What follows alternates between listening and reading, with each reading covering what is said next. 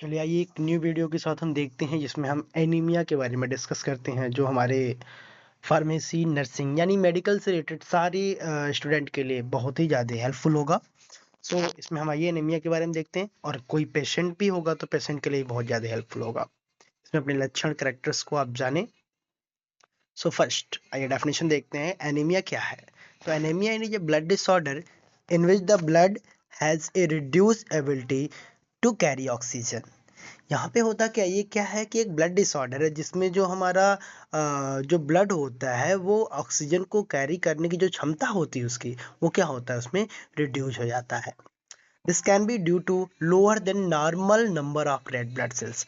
ये होता क्यों है? क्योंकि वहाँ पे जो normal number of red blood cells होता है उसके अपेक्षा वहाँ पे जो हमारा ब्लड सेल्स होते हैं वो क्या होते हैं, रिड्यूस हो जाते हैं। या फिर कह सकते हैं कि reduction in the amount of haemoglobin available for oxygen transport. यानी कि आप सब जानते हैं कि हमारे बॉडी में जो एचबी होता है, हीमोग्लोबिन, हेम मतलब आयरन, और ब्लड, और ग्लोबुलिन क्या है, एक ये प्रोटीजिनस कंपाउंड है। हेम मतलब आयरन और ग्लोबुलिन प्रोटीनस कंपाउंड, दोनों से मिलकर क्या बनता है, दोनों जो है तो हेमोग्लोबिन एचबी बनता है। नेक्स्ट हम आगे बातें करते हैं कि एनीमिया कैसे कॉज्ड होता है। तो बातें यहाँ पे करते हैं कि anaemia can be caused by blood loss, decrease red blood cell production and increase red blood cells breakdown. अगर ऐसे कंडीशन बन रहे हैं जहाँ पे किसी भी एक्सीडेंटल कंडीशन में या किसी भी वजह से ब्लड लॉस का चांसेस बनता हो, या आरबीसीएस प्रोडक्शन कम हो, या फिर तो हमारा रेड ब्लड सेल्स जो ब्रेक डाउन हो रहा है वो ज़्यादा से ज़्यादा मात्रा में हो, तो ऐसे कंडीशन में एनीमिया काज होने के चांसेस बनते हैं। आगे बात करते हैं इसके काजेस का। तो causes of blood loss including bleeding due to the inflammation of the stomach और intestine, bleeding from surgery, serious injury या ब्लड डोनेशन, ऐसे चांसेस में भी एनीमिया के चांस बनते हैं। नेक्स्ट बात करें cause of decrease the production of include iron deficiency, folate deficiency, vitamin B12 यानी कि साइनोकोबालामिन की बात कर रहे हैं, ठीक है, और thalassaemia and number of bone marrow tumours. अगर ऐसे कंडीशन बनते हैं कि बोन मैरो के ट्यूमर्स भी होते हैं या विटामिन की डिफिशियंसी होती है तो यहाँ पे भी एनीमिया के चांसेस बनते हैं।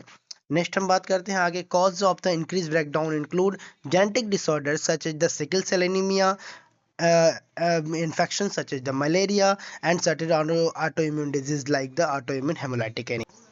Anemia can be also classified based on the size of red blood cells and amount of hemoglobin in its cells.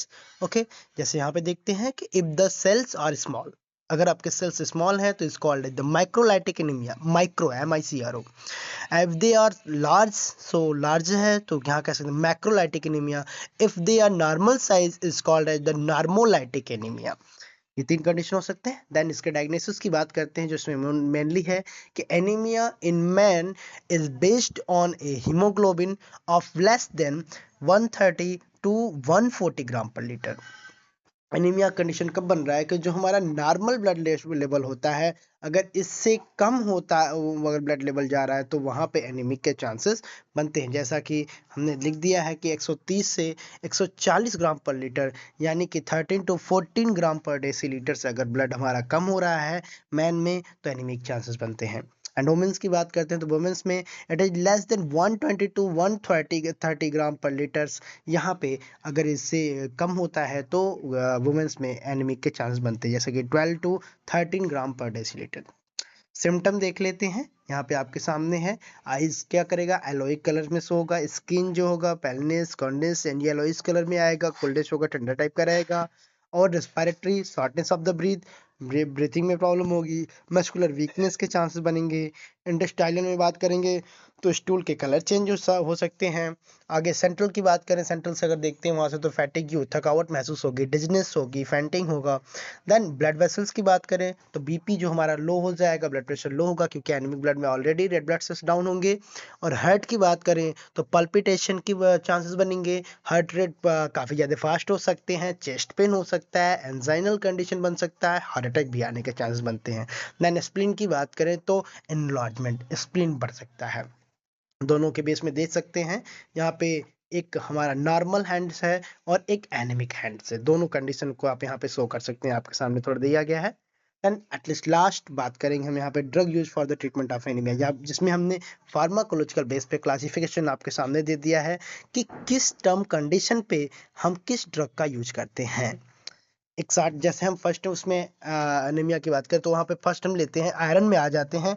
तो आयरन में सब क्लास जो है हमारा है ओरल आयरन। ओरल आयरन की बात अगर हम करें यहाँ पे तो देखते हैं कि ओरल आयरन में जो हमारा कई सारे ड्रग आते हैं जैसे ferrous sulphate, ferrous fumarate, ferrous gluconate, ferrous succinate, ferrous ammoniate, ferrous ammonium citrate, ये सारे के सारे जो जितने भी आपको आयरन यहाँ पे शो हो रहे हैं ये सब ओरल आयरन होते हैं। मतलब इनको टैबलेट के फॉर्म में या सिरप के फॉर्म में हम ओरली लेते हैं। नेक्स्ट सेकंड बात करते हैं जो यहाँ पे है, जैसे पैरेंटल आयरन की बात करते हैं। तो पैरेंटल आयरन में अगर देखा जाए तो iron dextran, iron sorbitol, citric acid, ferrous sucrose, ferric carboxyl maltose, ये सारे इंजेक्शन जो हम लेते हैं बहुत ज़्यादा हाईली क्रोनिक एनेमिक कंडीशन में हम इनको पैरेंटल यानी कि इंजेक्शन के फॉर्म में पेशेंट को देते हैं।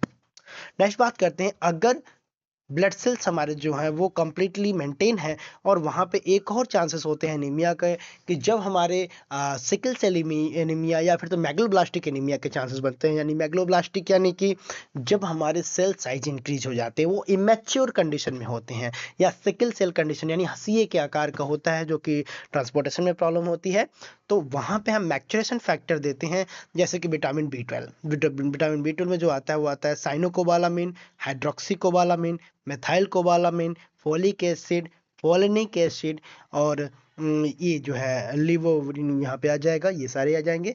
एट लास्ट एडजुवेंट हेमेटोनिस की बात कर लें जिसमें हम काफ़ी सारी चीज़ें यूज करते हैं, कॉपर, पैराडॉक्सिन, रिबोफ्लेविन।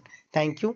सारी चीज़ें आगे देखते हैं थोड़ा हम, जैसा कि नीचे हम आपको टॉप 10 एनेमिक केस में इंजेक्शन के नाम शो करने वाले जो टॉप 10 मोस्ट इंपॉर्टेंट इंजेक्शन है जो एनीमिया कंडीशन में ब्रांड हैं जो कि चलते हैं, जैसे सिप्ला का फेरिसिप हो गया। नेक्स्ट अगर हम बात करें यहाँ पे तो एनोफर एस100 हो गया, ठीक है। उसके नेक्स्ट देखा जाए तो ग्लेनमार्क का यहाँ पे ग्लेनेफर एफसीएम हो जाएगा जिसमें हमारा फेरिक कार्बोक्सी माल्टो जो पेरेंटल इंजेक्शन है वो 50 mg पर ml मिलता है। नेक्स्ट हम देखते हैं तो यहाँ पे हैप्सिम हो जाएगा जो कि एबर्ट के चांस बहुत ही बेस्ट मेडिसिन है जो कि एनीमिया कंडीशन पैरेंटल फॉर्म है। आगे देखते हैं तो माइक्रोफर हो जाएगा इंजेक्शन, ये माइक्रोस कंपनी के हैं। और नेक्स्ट अगर देखा जाए तो सिप्ला का ही फेरिशिप कंडीशन है। नेक्स्ट अगर देखा जाए आइसोफर जो कि लुपिन का बहुत ही बेस्ट इंजेक्शन है एनीमिक कंडीशन के लिए। नेक्स्ट जाइडस का आयरन आइसोमाल्टोसाइड्स, यानी कि अगर देखा जाए तो 1000 सोल्यूशन फॉर इंजेक्शन पर इन्फ्यूजन की बात कर रहा है जिसमें मोनोफेरिक के नाम से आता है, ये आईवी इंट्रावेनस देते हैं, ठीक है। तो आगे देखते हैं 500 mg पर 5 ml के हिसाब से वो था। नेक्स्ट फेरिकाइंड S100 की बात करते हैं जो कि लाइफ स्टाइल मैनकाइंड की प्रोडक्ट है और ये भी जो है iron sucrose injection SP 220 mg पर ml के हिसाब से फेरिकाइंड S100 मैनकाइंड का। ओके सो धन्यवाद। आगे नेक्स्ट वीडियो में मिलते हैं हम आप किसी और टॉपिक के साथ में। आपका दिन शुभ हो।